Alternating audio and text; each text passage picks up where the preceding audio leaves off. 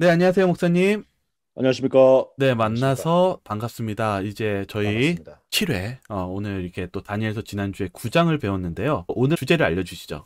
네, 오늘은 다니엘서 10장에 한번 발을 들여보도록 하겠습니다. 10장의 내용이 참 이렇게 도전적인 내용들이 참 많이 있는데 네, 오늘 깊이 한번 네, 들어가 봤으면 좋겠습니다. 네. 네, 한번 오늘 그 깊은 바다에 빠지면서 한번 시작해 보도록 하겠습니다. 제목은 나의 왕자님, 차르.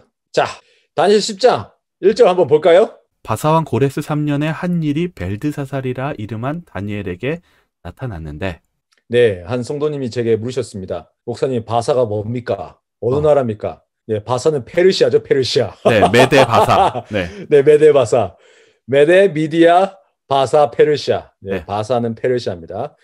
페르시아 왕 고레스 3년에 다니엘에게 일어난 일입니다. 그 일이 참되니 곧 큰 전쟁에 관한 것이라. 다니엘이 그 일을 분명히 알았고 그 이상을 깨달으니라. 네, 그러니까 다니엘 10장에 나오는 내용이 어떤 내용이다? 네, 전쟁, 전쟁. 전쟁도 큰 전쟁. 사실 이 다니엘은 다 전쟁에 아주 지쳤을 거예요.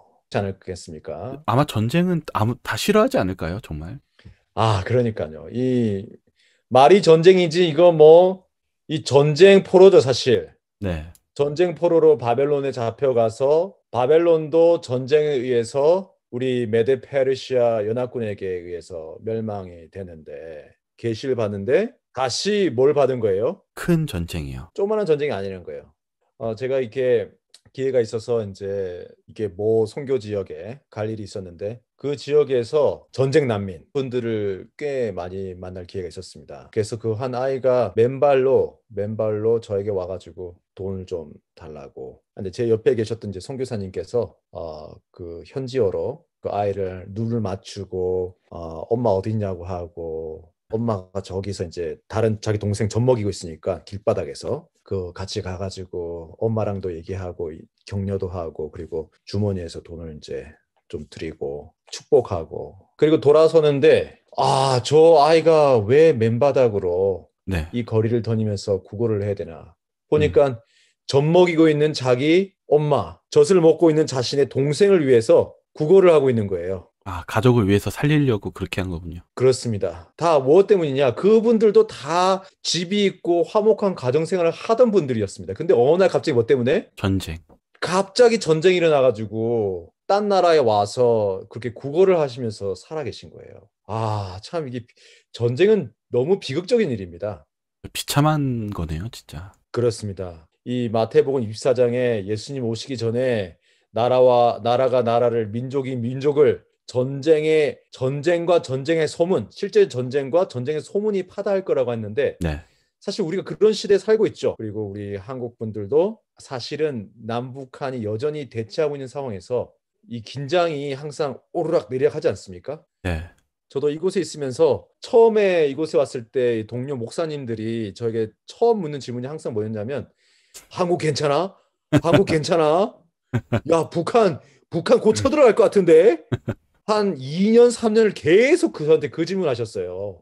아직도 전쟁 중인 것 같이 생각하나 보네요. 네, 엄청난 위기 상황으로 많이 보시는 거죠. 최근 몇 년간 아주 좀 평화로웠죠. 네, 상대적으로. 그러니까 이 전쟁은 멀리 있는 듯 보이지만 한번 일어나면 어떻게 해요? 삶을 완전히 머리 끝에서 발끝까지 싸그리 속까지 사람의 속까지 완전히 뒤집어 엎어놓는 것입니다. 끔찍한 거네요. 끔찍하죠. 그러니까 우리가 사실 그리스도인들이 이 전쟁을 옹호하거나 전쟁을 좋아하는 말을 해서는 안 됩니다. 네, 저는 그렇게 생각합니다. 근데 제가 한번 이렇게 교회를 이렇게 방문 갔는데 한 성도님께서 북한에 핵폭탄을 터뜨려야 된다고 하시더라고요. 그래서 제가 그 아이고, 마음은 제가 이해를 합니다. 왜냐하면 저희 할머니도 한국 전쟁 당시에 피난을 다니시면서 옆에 폭탄 떨어지고 사람들 죽고 이걸 보셨거든요. 네, 그 마음에 큰 상처와 이 분노, 서러움 이것들이 막 섞여 있었어요. 하지만 우리가 예수님이 우리의 원수 또한 사랑하셔서 그들을 위해 십자가에 못 박혔다는 사실을 받아들이고 전쟁을 좋아하지 않고 평화를 기원하는 우리 그러한 자세를 계속 가져야 될 것 같습니다. 단일은 어떻게 했을까요? 이 큰 전쟁이 이상이 딱 닥쳤을 때 어떻게 했을까요? 충격을 받지 않았을까요? 충격을 받았죠. 자, 그러면 어떻게 했을까요? 다니엘 10장 2절. 그때에 나 다니엘이 새 이래 동안을 슬퍼하며. 아, 슬픈 거예요. 슬픔. 분노가 아니죠. 여기서는 분노가 나오지 않았죠. 그쵸? 슬픔인 겁니다. 왜냐하면 전쟁 세대이기 때문에 전쟁을 겪었고 계속해서 전쟁을 보았고 음, 전쟁이 어떤 일을 제국을 망가뜨리고 사람이 죽어나가는 것을 끊임없이 지켜보았던 다니엘 입장에서는 어떻게 해요? 그 아픔을 알았나. 아픔이 있는 거예요. 이 동정과 그리고 공감인 거죠. 네. 사실 우리 이 다니엘서를 공부하면서 끊임없이 다니엘의 자세를 우리가 배울 필요가 있습니다. 슬픔. 이것은 어떤 분들은 막 열정에 불타오르시는데 네. 물론 나라를 지키고 이런 분들에 대해서 우리가 기도하고 격려하는 것은 우리가 필요하겠죠. 하지만 또 우리는 또한 어떻게 해요? 공감, 슬픔. 음.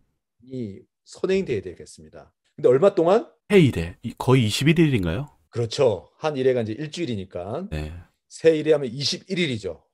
참 오랫동안 슬퍼했습니다. 거진 한 달인데 정말 그러니까요. 엄청나네요. 저 같으면 기진이 이제 다 있을 것 같은데 게다가 어떻게 했어요? 지금?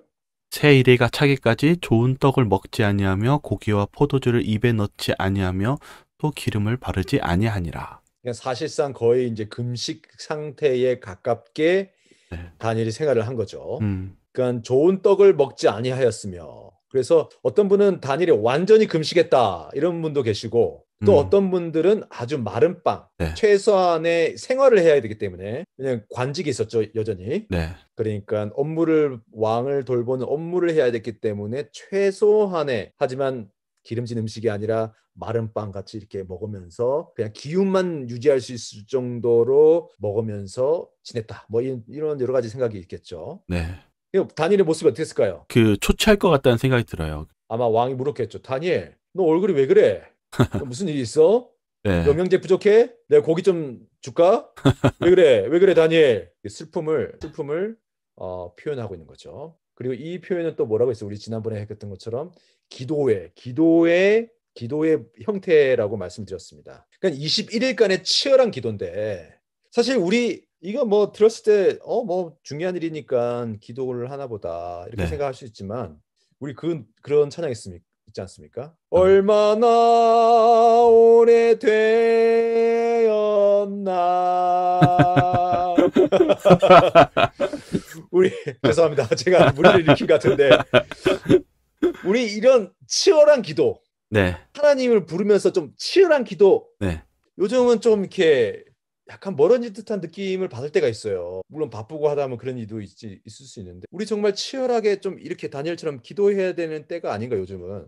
맞아요. 정말 그런 것 같아요. 저도 한 2주간 이제 일주일은 물만 마시고 두 번째 주는 과일만 먹으면서 기도한 적이 있었습니다. 쉽지 않죠? 아, 정말 치열했습니다.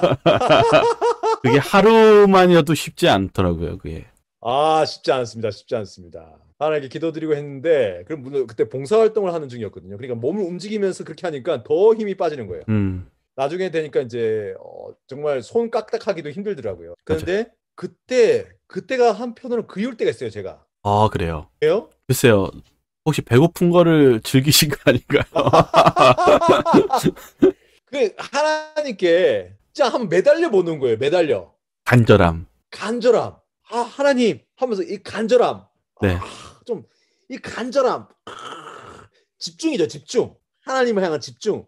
그러니까 이게 우리 이 정신을 좀 약간 불을 좀 지펴봐야 될 때가 아닌가 생각 들어요. 뭔가 좀 우리 간절하게 하나님을 부르는 기도 전쟁, 기도로 하는 전쟁, 하나님께 간절히 하는 기도 전쟁.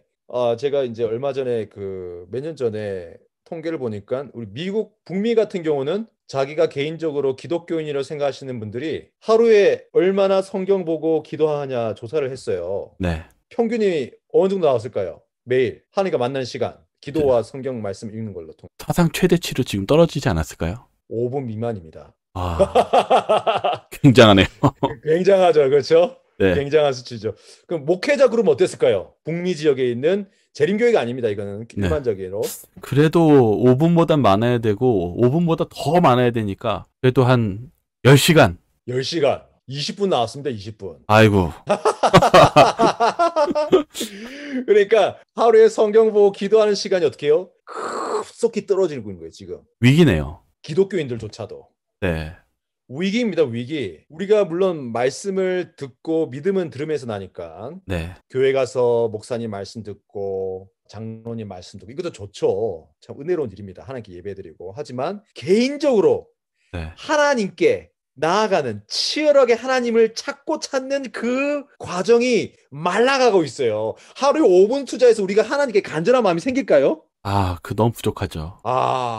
이거 우리가 좀 이게 왜 교회가 부흥하지 않지? 왜 교회가 성장하지 않지? 이 질문에 앞서서 내가 지금 하나님을 만나고 있는가? 하나님 어떻게 만나요? 말씀과 기도로 만나잖아요. 찬양으로. 네. 하루에 5분 만나는데 교회가 부흥이 되겠냐고요. 그러게요. 오늘 다니엘을 보면서 어쩌면 우리가 반성하는 시간을 좀 가져야겠네요. 지금 예수님 오시는 시기에 가까웠다고 하고 재난과 재난이 꼬리를 무는 이때에 사실은 시간을 더 늘려야 돼요. 이 간단한 비유로 지금 제가 여기 캐나다 북부 지역에 살고 있는데 요즘 좀 추워졌죠. 근데 제가 여기 처음 와서 느낀 게 뭐냐면 한국에서 옷 입던 것처럼 옷 입다가는 여기서 어떻게 해요? 겨울에 얼어 죽습니다. 마이너스 25도, 30도, 30도 밑으로도 내려가요. 그러면 숨을 쉬면 제가 파카 입고 있어 파카 끝에 얼음이 얼어 있어 여기에. 아, 확실히 거기 장화같이 털 달린 신발도 신어야 되고 참 그런 게 필요한 것 같더라고요. 그렇습니다. 반드시 그런 걸 신어야 됩니다. 네. 겨울에. 그런데 제가 이곳에 오면 어떻게 해요? 더 추워지니까 옷을 더 두껍게 더 따뜻하게 입어야 되잖아요. 아, 그렇죠. 그 지금 세계가 어떻게 해요? 마음이 차가워지는 거예요, 사람이. 음. 불법이 성함으로 사랑이 식어져 가고 있어요, 세계가. 점점 차가워지고 우리 냉동고에 점점 들어가는 거예요, 지금 이 세계가. 네. 마음이 싸늘해져요. 성령이 떠나려고 해요. 교회가 차가워져요. 사랑이 없어져요. 집에서도 자꾸 사랑이 사라져요. 부모 네. 자식 간에 싸워요. 때로는 죽이기도 해요. 너무 끔찍해요. 무슨 얘기예요? 사랑의 온도가 떨어지고 있어요. 무슨 때라는 것입니까? 옷을 껴입어야 되는 거예요. 따뜻하게. 불을 막 지펴야 돼요. 불을. 그러면 하나님을 만나기 위해서 우리 어떻게 해요? 아주 단순하죠. 5분 말씀 보시는 분들 이제 15분씩 보시고 1시간 하시던 분들은 2시간씩 투자하시고 더 하나님 붙들고 기도로 말씀으로 돌아가서 우리가 이 기도의 전쟁에서 승리하기 위해서 전진해야 되는 것입니다. 정말 그게 필요한 것 같네요. 아멘. 그러면 우리 다시 본문으로 들어가서 그러면 특별히 다니엘이 계시를 받았는데 또 이렇게까지 21일간의 기도의 전쟁을 치른 또 다른 배경이 있는가 한번 살펴보겠습니다. 우리 에스라 4장 1절입니다. 유다와 베냐민의 대적이 사로잡혔던 자의 자손이 이스라엘 하나님 여호와를 위하여 전을 건축한다 함을 듣고 스룹바벨과 족장들에게 나와 이르되 우리로 너희와 함께 건축하게 하라. 우리도 너와 같이 너희 하나님을 구하노라. 아수르 왕의 살핫돈이 우리를 이리로 오게 한 날부터 우리가 하나님께 제사를 드리노라. 지금 에스라가 기록한 역사인데 지금 다니엘 고레스 3년의 그 당시대의 예루살렘에 돌아간 이스라엘 백성들, 우리 고레스 왕 원년에 이 포로 귀환령이 또 있었죠. 네. 이때에 정착한 그리고 성벽을 쌓고 성전을 쌓아가고 있는 이들이 어떻게 해요? 도와주겠다는 거 아닌가요? 그렇죠. 그 옆에 이제 옆 동네에 있는 이방인들이죠. 네. 그분들이 오셔가지고 우리도 같이 합시다. 우리도 같이 전을 건축하겠습니다. 이렇게 나온 거죠. 자, 그랬더니 어떻게 해요? 스룹바벨과 예수아와 기타 이스라엘 족장들이 이르되 우리 하나님의 전을 건축하는데 너희는 우리와 상관이 없느니라. 네, 왜냐하면 이들은 사실은 돕겠다는 것이 아니라 이 침투에서 어떻게 해요? 방해 공작을 펴고 동시에 뭐 하려고요? 이들은 우상을 섬기고 있었어요. 그러니까 이 이스라엘 성전을 건축함에 있어서 그들의 우상의 이미지, 우상 성전의 이미지, 네. 그리고 자신들의 이 영의 세계를 섞어 보려는, 바벨론을 다시 한번 만들어 보려는, 이스라엘이 멸망할 수밖에 없었던 그 역사를 다시 한번 요것에 더 씌우기 위해서 사실은 이제 계략을 부리고 있었던 거죠. 그냥 보면은 도와주려고 했는데 좀 쌀쌀맞게 구는 것 같이 오해할 수 있는데 어떻게 보면 타락시키려는 목적이 있었던 거죠. 그렇습니다. 그렇습니다. 양의 두건을 쓰고 나타난 호랑이였던 거죠. 그렇군요. 이걸 정말 그냥 봤을 때는 오해할 수도 있을 것 같아요. 그렇습니다. 그래서 에스라가 아주 자세히 또 이렇게 썼습니다. 네. 사사왕 고레스가 우리에게 명하신 대로 우리가 이스라엘 하나님 여호와를 위하여 홀로 건축하리라 하였더니. 네, 홀로 우리가 하겠습니다. 이 고레스 왕이 우리에게 명령 내렸어요. 그러니까 우리 할 테니까 걱정하지 마십시오. 이렇게 된 거죠. 네. 이로부터 그 땅 백성이 유다 백성의 손을 약하게 하여 그 건축을 방해하되. 바사왕 고레스의 시대부터 바사왕 다리오가 즉위할 때까지 의사들에게 뇌물을 주어 그 경영을 저희하였으며 방해를 한 거죠. 아, 로비리스트를 막 풀어 돈을 엄청 풀어가지고 어떻게 해요? 로비스트들이 막 상소문을 쓰고 유대인들 이 사람들 즉 반란을 꾀하고 있어요. 왕에 대한 충성심을 약화시키고 자신들의 신을 다시 유일신이라 주장해가지고 결국 예루살렘 이곳에서 다시금 자기들이 반역을 꾀하기 위해서 이러고 있습니다. 계속 통촉하시옵소서 하고 거짓 상소문을 계속해서 올린 거예요. 와, 이때 당시에도 이렇게 정치적으로 뇌물 주는 게 다르지 않군요. 그렇습니다. 이거 동서고금을 막론하고 네. 변하지 않는 거죠. 네. 아무래도 이 뇌물의 힘이 강하니까. 그러니까 이 사실을 다니엘이 알았을까요? 몰랐을까요? 알지 않았을까요? 왕의 곁에서 왕을 보좌하던 다니엘로서는 고위관직자였던 다니엘로서는 네. 당연히 이것을 알고 있었겠죠. 고레스가 이스라엘 백성을 다시금 예루살렘으로 귀환할 수 있도록 편애를 봐주는 것도 다니엘 영향이 있었겠죠. 그런데 아마도 다니엘은 이런 상소문을 딱 고레스가 읽으면서 어떻게 해요? 안색이 변하는 걸 봤을 거예요. 그래서 다니엘 딱 쫄아보면서 어떻게 해요? 다니엘, 이거 어떻게 된 거야 이거? 야, 이거 어떻게 된 거야? 이사야서에 내 이름이 있고 네. 너희 하나님이 나를 지명하여서 이 철문을 열고 이 바벨론을 내가 제압하고 이 세상을 만국을 통치하고 다 너희 하나님이 해줬다며. 근데 왜 너희 하나님은 지금 예루살렘에서 나를 또 배척하려고 하는 거야? 다니엘, 그때와 말이 좀 다른 것 같은데. 이런 낯빛이 변하는 거죠. 그러니까 다른 신하들이 뭐 반역이나 여러 가지로 좀 모함을 했던 거군요. 그렇겠죠. 로비스트들이 활동하면서. 이거 참 안 돼요, 안 돼요. 이때 다니엘은 속으로 생각했을 거예요. 나 뭐 할 수 있지? 나 어떻게 해야 돼? 이런 편지를 딱 접하고 어떻게 해요? 어떻게 해야 돼? 겨우 70년, 예레미야 예언 70년이 끝나고 다시금 이스라엘 백성이 돌아가고 성전이 회복되고 있는 듯 했는데 그것이 엄청난 암초에 만난 거예요. 순탄하지 않네요. 그러니까요. 우리도 막 선교가 잘 되고 있는데 어떻게 해요? 뭐가 잘 되고 있는데 갑자기 어디 코로나다가 탁 터지면서 어떻게 해요? All stop! 브레이크. 지금 뭐 세계에 파져있던 선교사들도 귀국을 많이 했어요. 이 코로나 사태 때문에. 맞아요. 저도 이렇게 그런 이야기를 많이 듣게 되더라고요. 이 땅끝까지 빨리 복음이 전파돼서 예수님이 오실 텐데 이 선교 사업도 이게 지체되는 듯 보이고 이건 어떻게 해야 되지?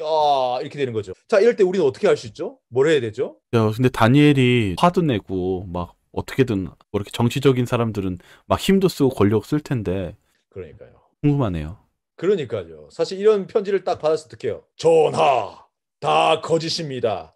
군대를 파견하여서 끊임없이 모함하는 자들을 싸그리 숙청하시옵소서. 뭐 이렇게 한다든지 아니면 자기 권력을 사용해서 어떻게 해요? 딱 해서 어떻게 뒷조사를 해가지고 비리를 밝혀내가지고 어떻게 하나씩 착착착착 뭐 이렇게 할 수도 있겠죠. 근데 항상 다니엘을 보면 어떻게 해요? 그렇게 하지 않았어요. 다니엘은.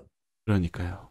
자기에게 모함이 올 때조차도 다니엘은 덫에 걸릴 줄 알면서도 그냥 뭐 했어요? 자기 집으로 가서 뭐 했어요? 다니엘은? 창문 열고 기도하는 것입니다. 기도.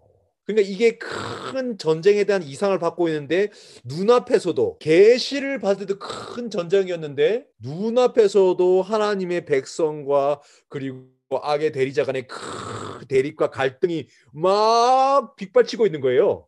그때 다니엘이 선택한 것은 무엇이었습니까? 기도. 치열한 기도였던 것입니다. 21일간의 치열한 기도. 그래서 우리가 이럴 때일수록 기본으로 돌아가야 됩니다. 네. 대신 어떻게 해요? 치열하게. 그때 치열하게 기도, 21일간의 기도를 하고 있는 다니엘에게 어떤 일이 났습니까? 누가 나타났나요? 역시 목사님. 자, 보실까요? 정월 24일에 내가 힛데겔이라 하는 큰 강가에 있었는데 그때 내가 눈을 들어 바라본즉 한 사람이 세마포 옷을 입었고 허리에는 우바스 정금띠를 띠었고. 세마포 옷을 입고 정금띠를 딱 찬 사람이 갑자기 나타났어요. 한 분이. 네. 그 몸은 황옥 같고 그 얼굴은 번갯빛 같고 그 눈은 횃불 같고 그 팔과 발은 빛난 녹과 같고 그 말소리는 무리의 소리와 같더라. 이 도대체 뭡니까 이게? 그림으로 표현하면 뭐가 이렇게 번쩍번쩍거리는 어떤 분이 있는 것 같기도 한데요. 그렇죠. 여러분 이게 판타지 소설 이런 거 볼 필요 없습니다. 어떻게 보이면 몸이 황옥, 얼굴 번개, 바바바바바, 눈에 어깨 횃불, 우리가 우리 아이들이나 이렇게 성경 같이 읽을 때도 네. 한번 그려보라고 해야 돼요. 맞아. 이름을 뭐 그려보라고 하세요. 맞습니다. 상상을 한번 그려보라고 하세요. 왜냐하면 눈이 횃불 같고 그럼 어떻게 그리겠습니까 이게? 뭐 불꽃 모양 같이 이렇게 막 불타오르는 그렇죠. 거. 눈이 진짜 쌍심지 킨다고 하는데 그게 아니라 횃불 그냥 촛불이 아니라 횃불 확 그렇죠? 네. 불이 그냥 확 오르는 거예요 그냥. 근데 번개 쳐요 얼굴에서 바바바바바바 몸은 어떻게 해요? 황호니까 그 횃불 같은 눈빛 얼굴빛이 번개빛이 어떻게 막 반사돼서 번쩍번쩍 거리겠죠. 근데 팔과 발은 어떻게 해요? 빛난 녹과 구리. 근데 말을 하는데 말소리가 어떻게 해요? 번개 소리요? 우리의 소리? 무리의 소리. 여러 사람의 소리. 다니엘. 엄청나게 놀랄 수밖에 없는 그런 존재겠네요. 그런데 옷은 아주 단순한 세마포에다가 황금 벨트를 딱 차고 오셨어요. 누굴까요 이분이? 낮은 분은 아닌 것 같아요. 그렇죠. 뭔가 좀 특별하신 분이겠죠. 네. 그리고 사람처럼 보이진 않죠, 그렇죠? 그렇죠. 사람이면 눈에 횃불이 없겠죠. 하겠죠, 그렇죠. 머리카락 타잖아요, 머리카락 확 이렇게. 예? 그렇죠. 번개 나면 감전되고. 네. 자, 요한이 밤모생에서 만나신 분을 우리가 기억하죠. 네. 자, 요한계시록 한번 가볼까요? 1장 12절. 몸을 돌이켜 나더러 말한 음성을 알아보려고 하여 돌이킬 때에 7 금촛대를 보았는데 요한이 자기를 부르는 음성을 듣고 딱 누구십니까? 하고 딱 돌렸는데 금초대에 누가 계세요? 촛대 사이에 인자 같은 이가 발에 끌리는 옷을 입고 가슴에 금띠를 띠고 발에 끌리는 뭔가 긴 옷을 입어 세마포 옷이죠 주로. 네. 그리고 무슨 띠가 있어요? 가슴에 금띠요. 금띠가 있어요. 금띠. 뭔가 좀 비슷하죠. 그리고 그 머리의 털이 희기가 흰 양털 같고 눈 같으며 그의 눈은 불꽃 같고 그의 눈에 뭐가 불꽃 같고 어떻습니까? 너무 유사한데요. 다니엘서 아까 유사하죠. 그렇죠? 네. 그의 발은 풀무에 단련한 빛난 주석 같고 그의 음성은 맑은 물소리와 같으며 내가 볼 때 그 발 앞에 엎드려져서 죽은 자 같이 되매. 자, 이분이 누구셨습니까? 예수님이시죠. 예수님이시죠. 예수님이 바모섬에 있는 요한에게 나타나셨어요. 그러신 뭐라고 하셨어요? 놀란 요한에게 두려워 말라 나는 처음이요 나중이니. 요한의 어깨를 딱 맞으십시오. 요한 나야. 무서워하지 마. 난 처음이요 나중이야. 무서워하지 마. 근데 물론 소리 어떻게 해요? 나는 처음이요 나중이. 나는 처음이요 나중이. 나는 처음이요 나중이지. 뭐 이렇게 막 들렸겠죠. 하지만 어떻게 해요? 무서워하지 마. 이렇게 말씀하신 거죠. 자, 그러니까 지금 다니엘이 히데겔 강에서 21일간의 치열한 기도 이후에 만난 이 분의 모양새는 계시록 1장에 등장한 요한에게 나타난 그 예수님과 매우 유사하죠. 매우 유사하죠. 자, 계속해서 다니엘이 얘기합니다. 이 이상은 나 다니엘이 홀로 보았고 나와 함께한 사람들은 이 이상은 보지 못하였어도 그들이 크게 떨며 도망하여 숨었었느니라. 참 신기합니다. 근데 누구만 봤어요? 다니엘이요. 다니엘만 봤어요. 다니엘 눈에만 보이는 거예요. 네. 그런데 그 곁에 있는 사람들은 못 보여요. 그 일어나고 있는 일을 보지 못하고 있어요, 지금. 네. 근데 대신에 뭐예요? 두려움을 느꼈네요. 뭔가 그 임재의 느낌을 받은 거예요. 본능적으로. 그래서 크게 아니 이때 당시 다니엘이 누군가 사람들이 많이 있는 자리에 있었나 봐요. 그렇죠. 아무래도 이제 다니엘이 고위 관직자다 보니까 수행원들이 따라가고 있었겠죠.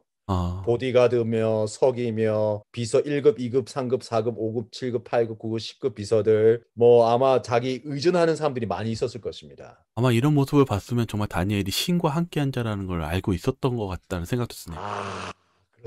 그렇습니다. 다니엘은 거룩한 영이 거하는 자로 이미 정평이 나 있었죠. 여러 왕들을 통해서. 네.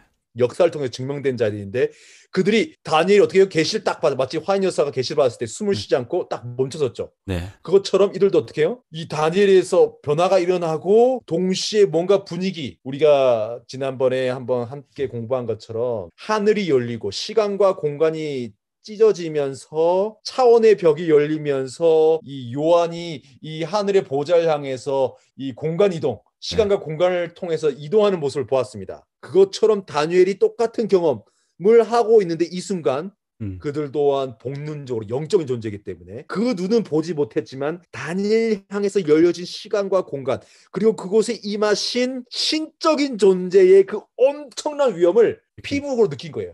그게 두려움이 온 것 같네요. 크게 떨며 이러고 있으니까요. 그냥 떨기 아니라 어떻게 해요? 크게 떨며. 크게 막 닭살이 돋는 게 아니라 어떻게 해요? 피부가 막 벗겨질 정도. 네. 신적인 존재가 나타나는 거예요. 신적인 존재. 음, 그게 숨은 거예요. 숨은 겁니다. 네. 적인 장면이죠. 네. 그러므로 나만 홀로 있어서 이 큰 이상을 볼 때에 내 몸에 힘이 빠졌고 나의 아름다운 빛이 변하여 썩은 듯하였고 나의 힘이 다 없어졌으나 대부분의 계시를 받는 자들의 특징이죠. 내가 그 말소리를 들었는데 그 말소리를 들을 때에 내가 얼굴을 땅에 대고 깊이 잠들었느니라. 한 손이 있어 나를 어루만지기로 내가 떨더니 그가 내 무릎과 손바닥이 땅에 닿게 일으키고. 그런데 어떻게 해요? 한 손이 내가 죽은 듯이 보이는데 어떻게 해요? 네. 딱 저를 어루만지는 거예요. 그런데 어떻게 해요? 일으키는 거예요, 저를. 네. 그러면서 뭐라고 해요? 내게 이르되 은총을 크게 받은 사람 다니엘아 내가 내게 이르는 말을 깨닫고 일어서라. 내가 내게 보내심을 받았느니라. 그가 내게 이 말을 한 후에 내가 떨며 일어서매. 그가 이르되 다니엘아 두려워하지 말라. 어떻습니까? 이 신비한 존재, 엄청난 이 존재가 다니엘을 탁 어루만지면서 놀라지 마. 나 너 보러고 왔어. 너한테 전할 말이 있어서 왔어. 두려워하지 마. 하면서 딱 일으키면서 하는 말이 뭐예요? 두려워하지 마. 이름을 부르면서 네. 두려워하지 마. 마치 어떤 모습 같습니까? 요한이 봤던 요한이 경험한 것과 똑같은 패턴이에요. 두려워하지 마. 나야 나. 음, 처음이야 나중. 알파와 오메가. 예수야. 그러니까 이 다니엘 10장에서 두려워하지 말라라고 말하면 나타난 존재는 사실 개인적으로는 예수님일 가능성이 매우 높은 거죠. 네, 이게 보니까 이 주석마다 좀 이 해석이 틀립니다. 그래서 그렇습니다. 그렇습니다. 그렇더라고요. 제가 지난주에 이걸 때문에 저도 이거 봤는데 가브리엘이다. 어떤 분은 인자다. 이게 나눠지더라고요. 아하하하. 그걸 다음번에 해보도록 하겠습니다. 네. 가브리엘, 네. 미카엘, 그리고 예수님 어떤 관계인가? 그것도 한번 궁금해지네요. 살펴보도록 하겠습니다. 네, 궁금해지죠. 네. 궁금해집니다. 근데 성경을 통해서 이렇게 비교해 보니까 네. 사실 이 다니엘이 이 신적 존재를 만나고 경험했던 것, 그리고 자신이 묘사한 것과 그리고 요한이 예수님을 만나서 묘사한 것이 사실은 어떻게 해요? 네. 같은 거예요. 그러면서 뭐라고 하세요? 그가 이르되 다니엘아 두려워하지 말라. 내가 깨달으려 하여 내 하나님 앞에 스스로 겸비케 하기로 결심하던 첫날부터 내 말이 들으신 바 되었으므로 내가 내 말을 인하여 왔느니라. 그러면서 뭐라고 말씀하세요? 첫날부터 응답이 왔다. 첫날 내 말이 들으신 바 되어서 왔다. 첫날부터 21일 첫날부터. 그런데 그 20일인데 여러 20일인데 그 20일의 시작 포인트는 뭐였어요? 하나님 앞 스스로 겸비케 하기로 결심하던 첫날. 그렇습니다. 그냥 기도한 첫날이 아니라 하나님 앞에 나서 누군가 나를 막 억압한 것도 아니고 강제한 것도. 이게 기도해. 오늘부터 기도해야 돼. 너 20일 동안 기도하지 않으면 다 끝이야. 이게 아니라 어떻게 해요? 스스로 겸비케 하기로 결심하던 첫날부터. 여러분 우리가 이게 결심이 중요해요. 결심이. 그래요. 맞아요. 결심. 그렇지 않습니까? 네. 우리 결심을 좀 해야 돼요. 네. 그냥 물을 흐르듯 바람 흐르듯 이렇게 흐르는 대로 살리라. 물론 그것도 뭐 아주 좋은 자세일 수 있어요. 그런데 때로는 우리가 어떻게 해야 돼요? 내게 주어진 이 자유의 영, 예수 안에 있는 자유의 영, 그리고 하나님께서 주신 선택권을 사용해서 그래! 결심했어! 하고 결심하고 하나님 앞에 나아가는데 어떻게 해요? 스스로 겸비케 하기로 결심했다는 것입니다. 네. 자, 그럼 이 겸비케 했다는 말이 뭐냐? 우리 스트롱 할아버지. 가끔씩 그러니까요. 스트롱 할아버지를 좀 모셔가지고 우리 요셉 전도사님한테 좀 잠을 더 구해야 되는데 아나입니다. 네. 네. 아나 이 말은 얘기해서 자기 자신을 낮추는 겁니다. 그래서 humble 또는 나를 자신을 공격하는 거예요. 자아과는 조금 다릅니다. 네.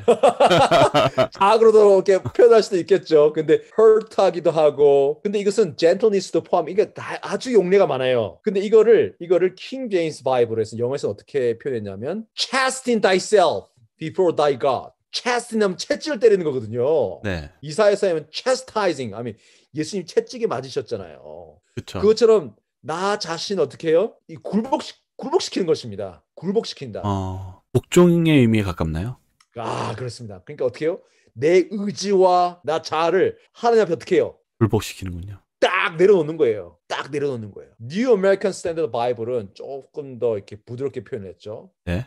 그러니까 겸손이네요. 너 자신을 겸손히 음. 하나님 앞에 겸손히 너 자신을 겸손히 해서 결심하던 때부터 이것입니다. 이게 참 중요한 거군요. 하나님 앞에 나가기 전에요. 아, 그렇습니다. 이 하나님 앞에 나를 내어내는 나를 낮추는 경험이야말로 사실은 우리 영적 전쟁에 있어서 그 치열함의 시작점이자 기반이라고 할 수 있어요. 아, 저도 이게 기도를 하다 보니까 이게 말씀 보고 기도를 하다 보면 하나님께서 힘을 주시잖아요. 목사님 그렇지 않습니까? 기도와 말씀이 누적되면 음, 막 기쁨이 섰고 더 하나님께 기도하게 되고 이런 게 자꾸 차곡차곡 쌓이게 되는데 어느 순간 이게 제 지금 간증인데 네. 어느 순간 하나님이 저에게 세미한 음성으로 뭘 요구하시냐면 상호가 너를 나한테 완전히 다 맡겨봐라 이렇게 음, 말씀하세요. 지금 한 95% 맡겼는데 그 잡고 있는 5%도 어떻게?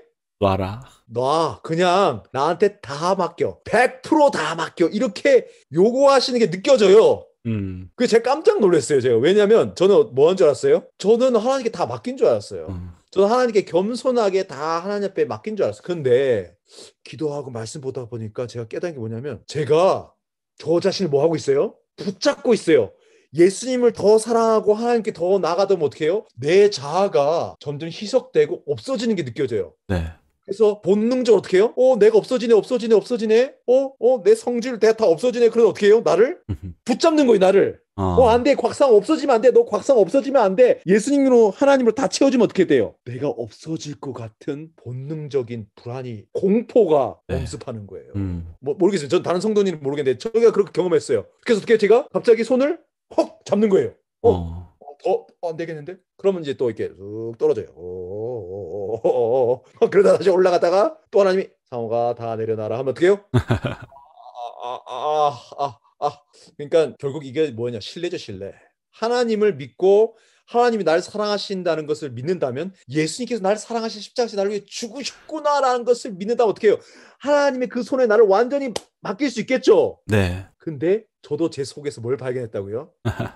이게 힘든 거예요. 근데 맞는 말 같아요. 왜냐면 말처럼 자아가 죽는다는 죽는 게 쉬운 게 아니잖아요. 아쉬워하고 살고 싶어 하는 그런 말처럼, 본능처럼 우리 자아도 죽는다는 게 자꾸 그런 욕심이 나는 게 참 많은 것 같습니다. 쉽지 않습니다. 쉽지 않습니다. 저 인정합니다. 그래서 바울이 경험했던 오호라 공고한 영혼이로다.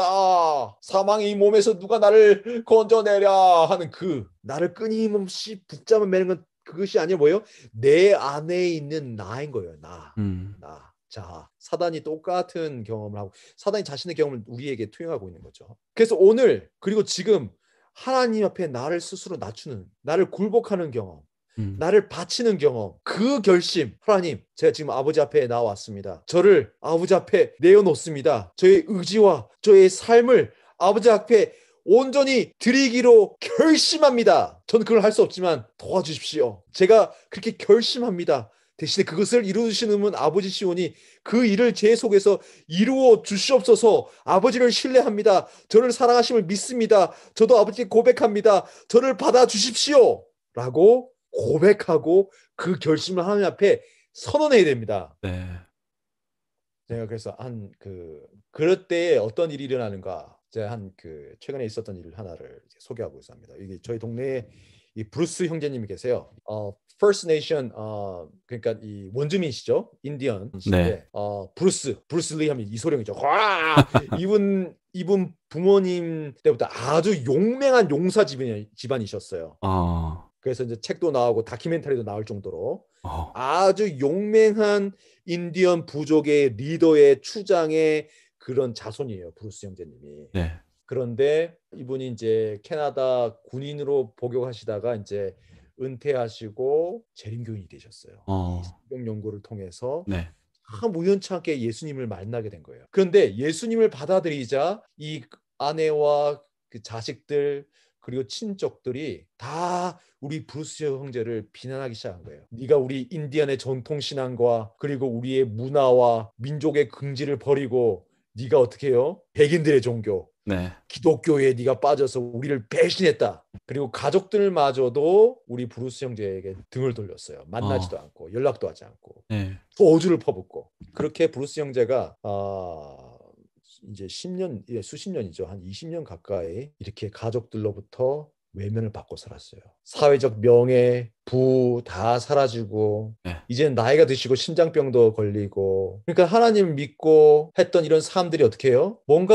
내가 뭔가 잘못된 선택을 했나? 이런 혼란과 영적 공격이 시작된 거예요. 그런데 그럼에도 불구하고 끊임없이 자식들을 향한 경험, 자신의 전처를 향한 기도 끊임없이 하셨어요. 근데 얼마 전에 이제 전화가 왔어요. 목사님, 큰일 났습니다. 아, 무슨 일입니까?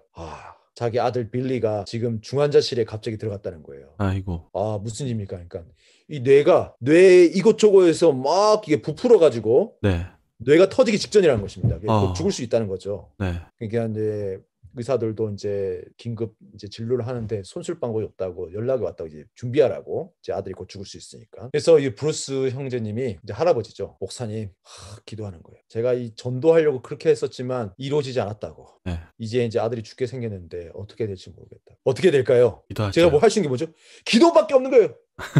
기도밖에. 그럼 기도하는데 어떻게 기도해야 될까요? 간절히요. 간절히 치열하게. 그래서 브루스 형제님과 간절히 기도했습니다. 간절히 기도하면서 어떻게 했냐면 하나님 지금 브루스가 이제까지 걸어온 인생의 여정 당신을 선택하고 이때까지 기도해 왔었는데 가족에게 전도도 되지 않고 최근까지도 계속해서 가족들에게 배척을 받고 배신자 소리를 받았습니다. 하지만 아버지께서 지금 우리의 기도를 들어주셔서 브루스의 사랑하는 가족과 그 형제와 그리고 자식들이 하나님은 살아계신 하나님이심을 알고 치료하시는 하나님임을 깨달아서 하나님이 참 하나님을 알 수 있게끔 그 아들 빌리를 아버지께서 치유하여 주시옵소서 하고 간절히 기도를 드렸어요. 네. 그리고 기도가 끝나고 우리 수석장로님에도 알려드리고 성도님들에게 기도를 하라고 요청을 드렸습니다. 그리고 며칠 후에 연락이 됐습니다. 네, 브루스 형제가 뭐라고 했을까요? 기도응답을 받았어요? 기도응답을 받았습니다. 근데 브루스 형제 뭐라고 하냐면 그래 어떻게 됐습니까? 그러니까 목사님 기적이 일어났습니다. 어떻게 됐습니까? 아들 빌리가 완전히 정상입니다. 와. 네? 완전히 정상입니까? 어떻게 된 겁니까? 의사들도 모르겠다고 합니다. 의사들도 자기의 눈을 의심할 수밖에 없었습니다. 그래서 MRI를 2번이나 다시 찍었다고 합니다. 왜냐하면 분명히 죽는 시간의 문제인데 네. 깨끗한 거예요. 뇌가 깨끗하다는 거예요. 의사가 뭔가 문제 있지 않나? 그래서 이게 일시적인 현상이가 해서 좀 더 기다렸다가 어떻게 해요? 또 MRI를 또 찍은 거예요. 그래도 어떻게 해요? 정상이에요. 깨끗해요. 결국 퇴원시켰습니다. 의사들도 못 믿겠다고 한 거예요. 이거는 미라클이라고 하는 거예요. 미라클. 기적이다.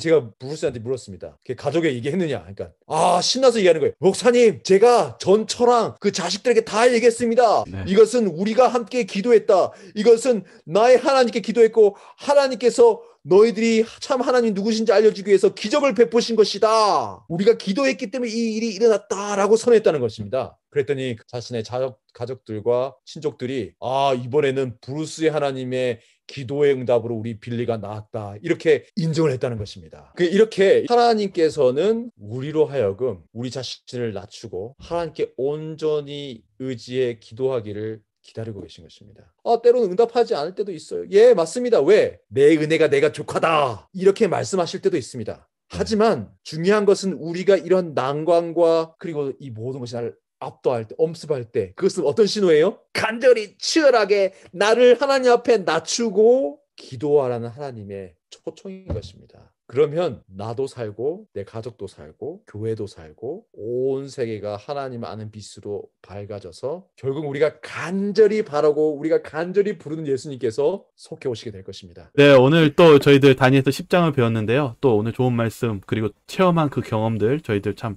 마음에 와닿았고요. 저희 다음 주 기대하면서 다음 회에 뵙도록 하겠습니다. 감사합니다. 네, 감사합니다.